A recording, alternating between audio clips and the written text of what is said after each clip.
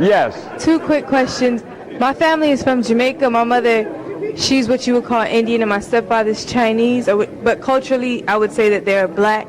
Would the same rules of eating and the herbs apply to them, even though they're not ancestrally from Africa? Well, my grandmother from Jamaica, from St. Catherine. And my grandfather from Haiti.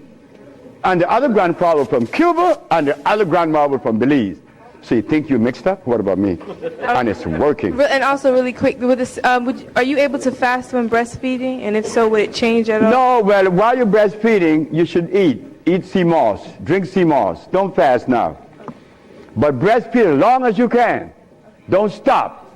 Because Chinese have the babies sucking their breast till 9 years. My daughter was only 8 years. And she didn't have to go to school. That breast milk is powerful.